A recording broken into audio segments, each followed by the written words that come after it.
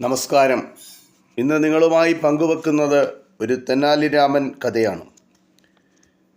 ഒരിക്കൽ വിദേശിയായ ഒരു ചാരൻ വേഷം മാറി വിജയനഗരത്തിലെത്തിയിരിക്കുന്നു.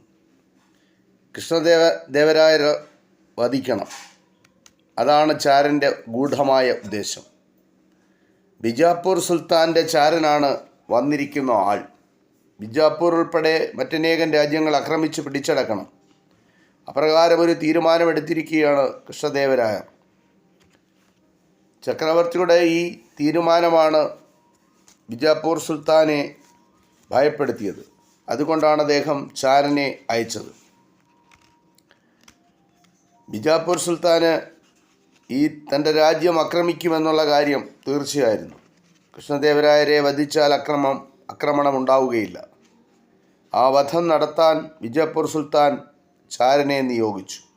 സുൽത്താൻ്റെ മതക്കാരനായിരുന്ന രാജാ സാഹിബ് എന്നു പേരുള്ള ചാരൻ അനേകം അന്യനാടുകളിൽ സഞ്ചരിക്കുക, അവിടുത്തെ ആളുകളുമായി ഇടപഴകുക, അനേകം ഭാഷകൾ സംസാരിക്കാനുള്ള കഴിവ് സമ്പാദിക്കുക, അതൊക്കെയാണ് രാജാ സാഹിബ് ചെയ്തിട്ടുണ്ട്.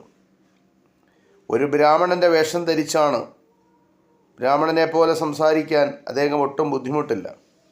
ആ വേഷത്തിൽ തന്നെയാണ് വിജയനഗരത്തിൽ വന്നതും അയാളോട് ഒരു പ്രാവശ്യം സംസാരിച്ചതേ ഉള്ളൂ.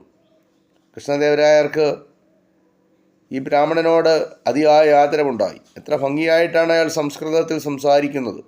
വേദങ്ങളിൽ നിന്നും ഉപനിഷത്തുകളിൽ നിന്നും എത്ര ഭാഗങ്ങളാണ് ഉദ്ധരിക്കുന്നത്.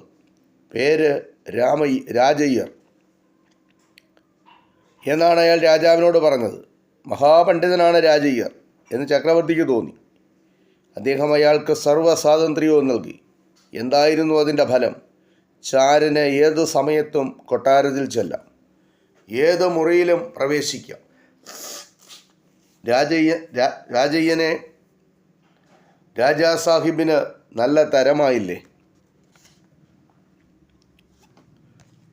ഇനി വേണം തൻ്റെ പരമമായ ഉദ്ദേശം സാധിക്കാൻ, അതായത് കൃഷ്ണദേവരായരെ വധിക്കണം. പക്ഷേ എളുപ്പത്തിലൊന്നും അത് സാധിക്കുകയില്ല. അക്കാര്യം രാജാ സാഹിബിനറിയാം. കൊട്ടാരത്തിൽ നല്ലപോലെ കരുതലുകൾ ഏർപ്പെടുത്തിയിട്ടുണ്ട്. പലയിടങ്ങളിലും കാവൽ ഭടന്മാർ നിൽക്കുന്നു. ചക്രവർത്തിയോടുകൂടി സദാ ആളുകളുണ്ടായിരിക്കും. ചക്രവർത്തി നിരായുധനായിരിക്കുന്ന സമയം, അദ്ദേഹത്തിൻ്റെ സമീപം ആരുമില്ലാതിരിക്കുന്ന സമയം, അതിനായി കാത്തു തുടങ്ങി ആ ചാരൻ. എന്തുകൊണ്ട് എന്നറിഞ്ഞില്ല. തെനാലി രാമൻ ആകെ ഒരു പന്തികേട് അനുഭവപ്പെട്ടു. കണ്ട നാൾ മുതൽക്ക് അയാൾക്ക്